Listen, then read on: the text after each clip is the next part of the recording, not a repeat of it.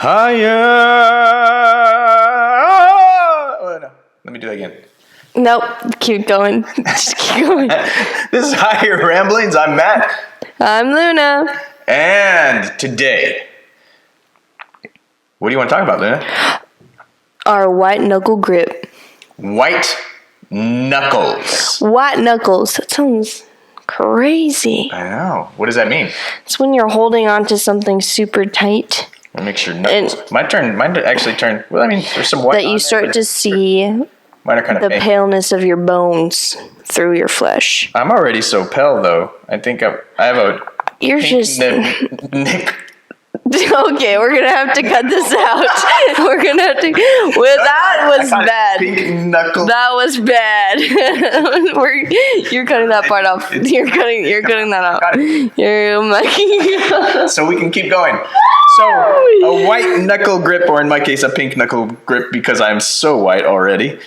That is when you're holding onto something so tightly that it makes your knuckles pop out. Let's see, look. Oh, there's some whiteness in the pinkness. Okay, I got it. That's a little profound. Yeah. So, tell me what comes to mind and what brought this thought up in this question? It's such a interesting theme that I've been hearing lately through this season.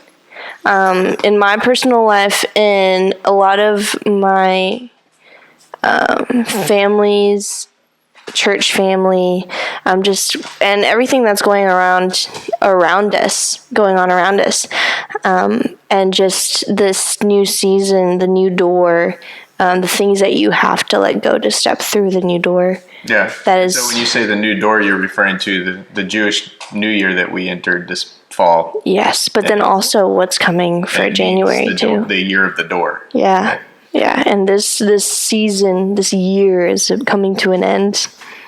Our Roman calendar, is also coming to an end. So we're like, I just feel like I was telling Dad yesterday. I'm dead. Yeah, he is dead, and I was telling him that. I was telling you this about. Yeah. This is strange. I don't know. I was telling you about how this season just feels like we're a bunch of like gladiators training before we get into the arena.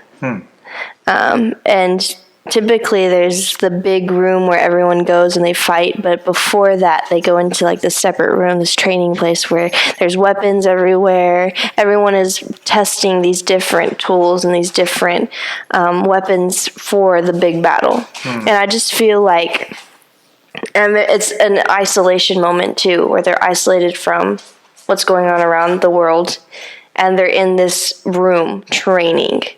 And it's like the separation, and we've been talking about holiness. We've been talking about being consecrated and living the holy lifestyle. And I just feel like because we are set apart by God, we're in this training room, and we're looking for all of the tools that we need for this next season. And I really feel like this next season there's going to be some big things happening that we need to be prepared for. And Bowie knows it too. And he has things to say. And because of that, there's a lot of things that we have been holding on to and we have used as a crutch. And God is revealing all of these things that we have, like the white-knuckled grip on. And he's wanting us to really like let go and have it as an open palm. And I was talking to all of the young adults about that, and we currently are doing a project with the head, Tina, my bestie, and she got this dream that she's supposed to create a clothing line and bring it to the streets of Dallas. Cool. And become a conversation starter, to open up more about the truth, about Jesus, wherever we go. And it's such a dangerous field to be in. Fashion is not founded by God at all. Carnal. Carnal. About me. Appearance, perception, everything about you. And so when we were getting ready to do the shoot on Sunday, the Saturday before, we just sat in a circle and we prayed to God, and we're like, God, this is what you've put on our hearts. And so we're going to keep this as an open palm. If you tell us to stop and leave this and give up on this, we'll give it up. If you tell us to end it, we'll give it up. And we're just going to keep this founded by you and keep it as an open palm. And if you take it away, you take it away. If you want us to continue, we'll continue. No matter what's going on, whether like we feel like, oh, no one's really paying attention, like nothing's happening, it feels dead, just keep being obedient. And if it is successful and then the Lord is like, okay, now you shut it down, we will shut it down. Yeah. And so I just feel like this season, not just like that project, but revealing a lot of things in our lives that we've had as a crutch that we have held on to for so long. And also kind of a comfort zone for us is to let that go and keep it in open palm. Yeah, that's good. So that is something that like I just really feel like this season is getting into. Because that's a massive revelation, and it's a big growth test. We are stewards, and so whatever the Lord gives us, we want to do our best with it, and we want to value it and show our value. Yeah. Because we're doing it for the Lord, not for anybody else. Yeah. Do it as for the Lord, whatever you're doing, right? Yeah. But at the same time, you never want to wrap your hands around it, because that's when you see those white knuckles. Mm-hmm. That means some kind of shift has happened. There's like an anxiousness of if it lets go, everything is gonna. Yes, and so if you're feeling that way, it means that you've started holding something tighter than you should be holding it. Because even as we're stewarding it, we're still holding it loosely. Yeah. So that the Lord can always do what He wants to do. Yeah. And God always knows that He's the priority. He will operate in His timing through it. Yeah, that's good. And there's always something. But that is definitely a growth challenge. Yeah. And like me personally, my finances is something that I've kept in the white knuckles. Yeah. And like right now it's been very shaky, and so like even like tithing is such a wince for me. Like I start to wince when I'm like, I need to tithe, but I don't have any money, and all these things, and like education and all these like certain little aspects of my life that I hold on really tight to because it's something that I can't let go of because it's such a big hold in my life. Yep, and that's actually the great point, because you think you're holding on to something white knuckling it. Yeah, but it's also the reality is, yes, it's holding on to you. Yeah. Yeah. So you because you want to be the one in charge. You want to be the one who has the power, and so in your mind you think I'm holding on to the facade. It's all a facade. Yeah. Your white knuckles and holding on to that thing. It's actually holding on to.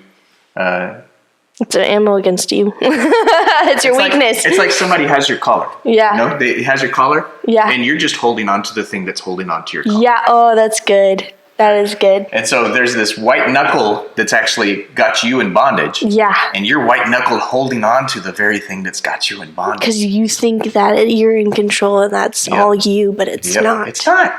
It's not. Oh, that's good. I know. Wow. And so if you have that experience in your life where you're just holding on to something, then that's a great point to reevaluate what is holding on to you. Yeah. Oh, yeah. What feels like why does this thing feel like it's so necessary? Why does it feel like I can't trust God with this? And going back to like last week when we were talking about leaning into Jesus, what is preventing you from leaning into Him? Yeah. So what is that wall? And who is actually holding on to you while you're trying to lean into Him? And that's a great image because you want to lean into Jesus, but there's something else that's pulling you away. Yeah. And are your hands holding on to that very thing that's pulling you away? Yeah. And people are like, oh, it's just my anxiety, it's my depression, It's, I had trauma back then, and that's why I respond this way. And so it's kind of like that that crutch that you're like, oh, you know, just it's okay, like it's fine, it's just me, it's just who I am, and it becomes your identity and who you are. Yep. And you kind of become comfortable in it. Yep. It's true. Yeah. It's true. And so God's always going to throw those opportunities because he has no desire for you to be in bondage to anything. Yeah. And so he's going to throw those little tests and challenges in there. Yeah. And we like in our modern Christian culture, we like to think that every test is the devil. Yeah. No, it's not. And it's a spiritual battle going on for our souls. But a lot of tests are actually God-given in order to show us there's an area of growth. Did you know God is the God of the wilderness? He's the God of the wilderness. He has authority over that wilderness. So but you think you're like, ooh, lost. But it depends on us. Yeah. Who the Lord of the wilderness is. Yeah. Oh, yeah. Because that's also one of the names of the devil. Yeah. Belial was the god of the forest and the desert. He was the god of the wilderness. Yeah. So you can have Belial as your Lord in the wilderness, or you can have Yahweh, the creator of all things, the Almighty, the one who loves the world so much that he gave us Jesus. You know, and Jesus Yahweh is the way, dude. And the Holy Spirit is fully Jesus, fully Father. So good. I know. So this God that loves us so much gave him every bit of himself to come and live in us, to help us to walk in this path through the wilderness. That's so good. Right? So good. But it's crazy because if you use the wilderness as an example, it says that for the people of Israel, when they were in the wilderness, their shoes never wore out. They always had everything they needed. And yet, for them, they were like, it was never enough. It's not enough. It's never enough. In the wilderness, it feels like it's never enough, even though everything they really needed was provided for. They had sustenance come down from the sky. That's crazy. And the whole purpose of wilderness is to bring us into greater intimacy. The whole purpose of the wilderness for Israel was to get the attention of the people and bring them into intimacy with the Creator God. But the whole time they resisted it. They even had a pillar of fire. I know. They followed a pillar of fire at night and a cloud at day. And that cloud actually covered them and kept them from being sunburned. They were kept. And they got that SPF. All the time. And we are kept. We are kept in the wilderness. So those like you're going through this finance test. Which most of us have been through. Yeah. And once we go through it's amazing how many times we continue going through it. Yep. Do we trust God enough? Yeah. And he's saying, if you'll trust me, we always say, Lord, if you will give me more, then I'll tithe. If you give me more, then I'll be more giving. But God's saying, will you be giving with what you have? Because if you are, then I can trust you and give you more. Yeah. How much did Jesus talk about stewardship? That's good. You know?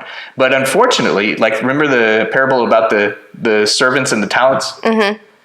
And, the first two servants took the talents that were given them by the master and they invested them and increased them. Yeah. And he said, well done, good and faithful servant. Woo-hoo. I'm going to put you in charge of some cities. Yeah. And then there was that last one. And what did the last one do? Spent it all. He buried it. Oh. I would have spent it all. Do you know why I'm financially unstable? Is because I spend money. Another area for you to work on. There you go. What is the Lord saying to you now, Luna? Stop buying Chick-fil-A. Chick-fil-A is not God's food. And Dutch Bros. As much as they've been branded that way. But yeah, they said holy chicken. Back to the story. Do you remember the story I'm talking about? Yeah, they buried it. Okay, I get it. Yeah, I get it. Do you remember why he buried it? No. Because he was scared. Yes. Because of the white knuckles.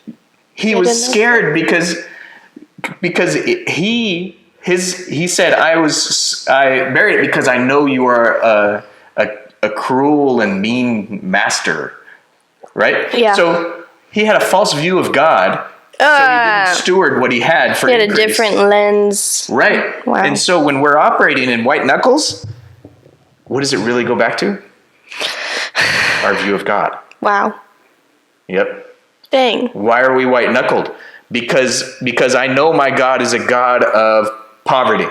Wow. I know my God is not a God of provision. I know my God is a God of barely enough. Wow. Repent. Repent. But and I'm not saying this just to you. I'm saying it to myself too. We all have those areas in our lives where God is testing us and challenging us. Even being a pastor of a church and seeing these ups and downs and of everyone in the church and yourself and the whole church. And attendance, if we're looking at the numbers and changing in locations. We've been through all these relational stuff that we've been through. Yeah. And you get a vision for we're gonna take over the world with this group of people, and then half the people it's like Gideon leave for one reason or another. Yeah. And then we're gonna take over the world with this group of people. Yeah, Gideon's a great example. He had 22,000, and then God said, "Send 12,000 home." Bye. The army that we're fighting is already massively bigger than us, God. This doesn't sound very strategic. Imagine just the anxiety for Gideon. He was just like, oh my gosh, what are you talking about? Exactly. And I can imagine that Gideon, he got to God said, get rid of 12. He said, send everybody home who is afraid.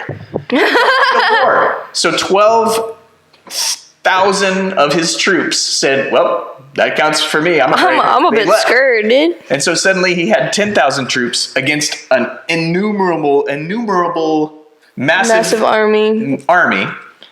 And he's thinking, oh my goodness. And then God says, send him down to get some water. And he sends down to 10,000 to get water. And out of the 10,000, nearly all of them threw their faces into the water and were just, and only 300 kept their eyes on the horizon, were alert, staying watchful time, and drinking from their hand. The watchmen. Yep, they were the watchmen. And so then God said, well, send everybody home that wasn't alert. And so suddenly he went from 22,000 in an already losing battle in the natural, if you just counted numbers, he went from 22,000 to 300. That's crazy. And I'm thinking, he was probably thinking, God, please, please don't give us any more tests. Yeah. I cannot take this. We have an army of 300. I have no idea how you're going to do this. If he only knew that Jesus, because even though Jesus was in the future, but Jesus multiplied food and all these things. He worked miracles. God can work miracles. Right. But ultimately we know that, but we still have to go through the tests. It's one thing to know it. It's another thing to be tested in it. Yeah. Right? Right? And then God did the funniest thing right after that. He said, Gideon, you're looking kind of afraid.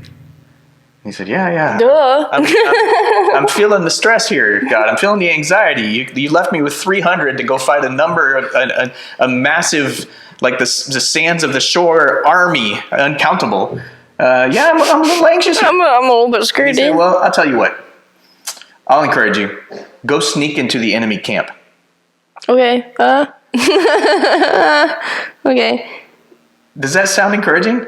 No. That sounds dreadful. If you're already afraid. Let's just go on enemy territory now. Yeah. Let's just go. Rip the Band-Aid off. Just go check it out. But that's exactly, he said, okay, Lord. All right. So he went down there, and then it was while he was there that he heard, oh my gosh, this entire army is terrified of me and God. They were talking about him. Yeah. And suddenly he got a perspective of how the enemy viewed him. Yeah. And realized it didn't matter the size of the army. That army is terrified of him. Mm-hmm. And that was enough. That was the encouragement to get his 300. Oh, brother's scared of big Gideon. Yeah, I love that. God works in crazy ways. And again, it's also just a great example because as you're afraid, he probably won't speak to you the way, he won't speak to you in a way that comforts your fear. He doesn't go, oh, it's okay. It's okay, little buddy. Says, are you afraid? Okay, I want you to go down to the enemy camp. He has to take the step. Yeah. He has to overcome that. Yep. Yeah, you have to overcome it. It's like he's not going to be like, oh, let's walk around it. He's like, nope. We're going to go through it. We're going to go into the deep end. Yeah. It's like the bear hunt book. You're going to come out. The bear hunt book. Yeah. Have you read that to your kids? Yeah. We're going on a bear hunt. We're not scared. The mud. We have to go through it. Yeah. Scratch. I remember doing that with you guys when you're little. So, if you're white knuckling something, it's a sign that there's something that is probably holding you back. And it's a time to really press into the Lord and pray about whatever it is that you think you have to hold on to so tightly. Whether it's spiritually, mentally, emotionally, physically. Right. And you brought up the whole image of gladiators getting prepared to go into the fight. Yeah. And so if you're preparing to go into the fight, do you want to bring a stick or do you want to bring an actual sword into the fight? Right. And you're testing out these different things. You're not going to say, but man, I got to use this. No, you're not going to be stuck in one thing. No, you're going to figure out what's options. going to work the best. Yeah. What is the best for my skills? What is the best for my gifts? Yeah. And there's times when you may be white knuckling something that is actually going to keep you from prevailing. Mm-hmm. And the Lord is saying that weapon, maybe it worked in the past, but that's not what I'm going to, you're not going to use that for your season. Yeah. So you're going to have to open up your hands. And you're going to have to let me put some new weapons in your hands. Yeah. And you had a really good question when I talked about this. She's like, so is this like, who's watching? Who are you entertaining? When I said it. And I was like, it's actually the world who is observing how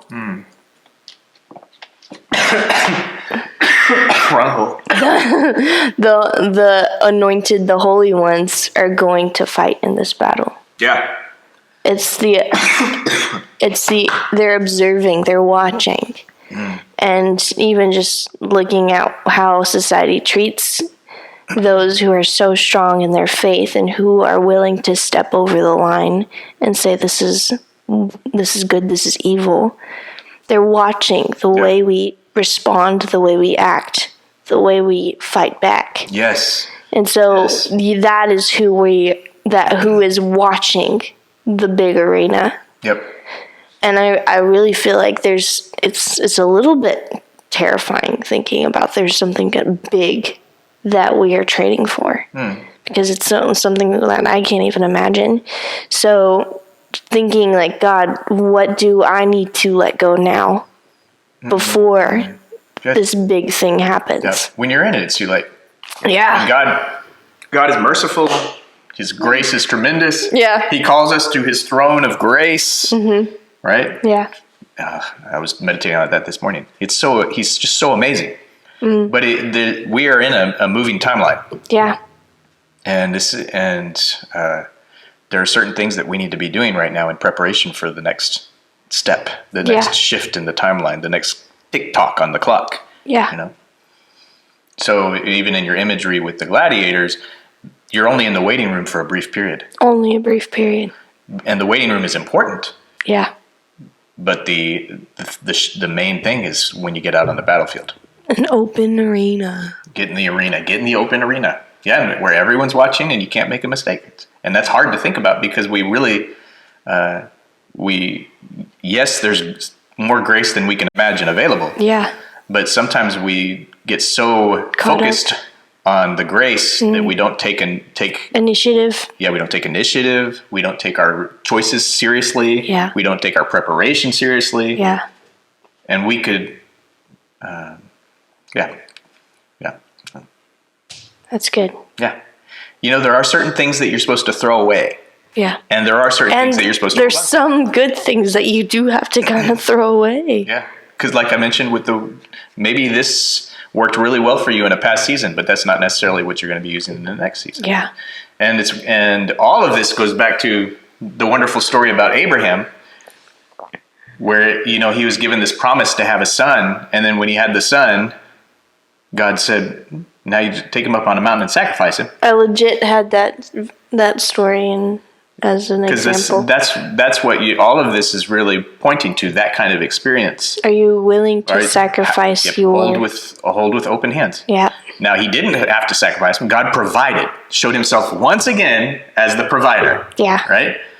But our stance should always still be with open hands when it comes to the things that God gives us. Yeah.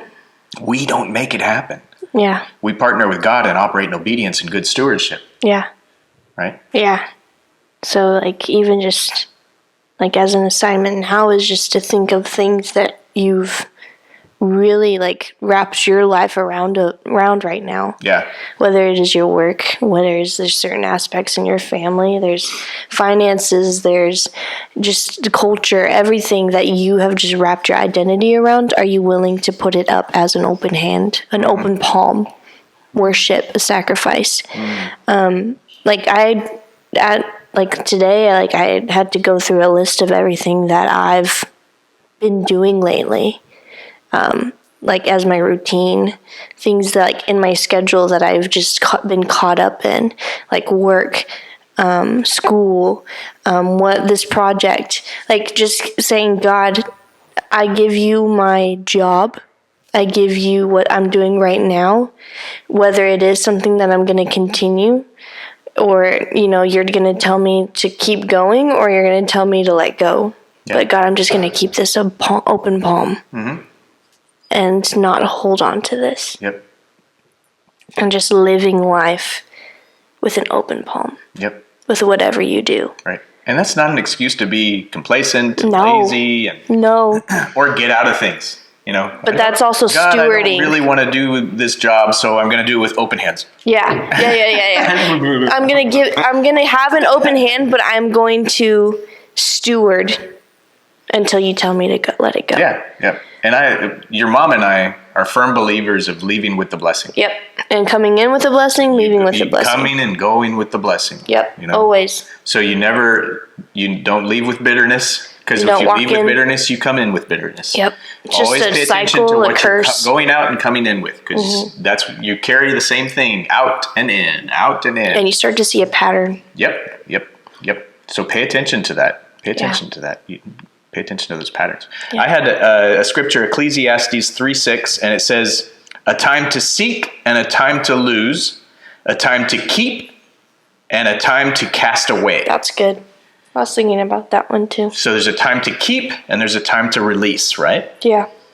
And 1 Peter 5:6 and 7 says, humble yourselves, therefore, under the mighty hand of God, so that at the proper time he may exalt you. So aren't in charge of the time, but the God, the creator of everything, he is in charge of time. He made it. He designed it. The big honcho. He's above it. He's beyond it. He can operate anywhere in time he wants to, but he's also the great strategist. And so we have to trust him and come under him. And so that, as it says, at the proper time, he may exalt you, lift you up.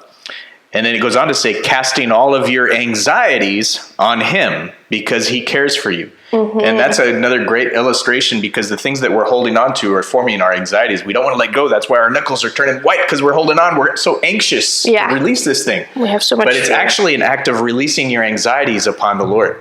Wow. Because he cares. Right. Amen, sister. That's good. I'm not your sister. It's a funny saying. Yeah, so much confusion in this world. Don't add to it. Hard. That's hard, bro. That's hard. That's kingdom. So I got some other great scriptures, but one more thing I was thinking about and chewing on a lot, as I knew we were going to talk about holding on to things, was in the story of Job. Job. All this testing. The man of suffering. His wife was not the person you want on her team. No. Because she said in Job 2:9, it says, then his wife said to him, do you still hold fast to your integrity? Curse God and die. Dang. But his response, he says in Job 27:3-6, he says, as long as my breath is in me and the Spirit of God is in my nostrils, my lips will not speak falsehood. Wow. My tongue will not utter deceit. Yeah. Far be it from me to say that you are right. Till I die, I will not put away my integrity from me. Wow. I hold fast my righteousness and will not let it go. My heart does not reproach me for any of my days. That's kingdom. Yeah. And so there are things that you need to release, such as anxiety. Depression. If you sense anxiety, it means that there's something that's holding on to you and you're holding on to it. Yeah. And it needs to be released. Right? But then also there are some things that you need to hold on to. And one of those is your integrity. Wow. Yeah. So in everything that's going on, also pay attention to your integrity and hold on to that. Don't let that go. Don't release that in the midst of all of it, in the trials and the tests. Hold on to your integrity. Yeah. So maybe we can have another conversation about what is integrity. That's a good one. What is integrity? Yeah. Bum, bum, bum. Teaser. Send us messages. Put your comments. Give us your questions. We would love to partner with you in this and make this part of our conversation. Ciao.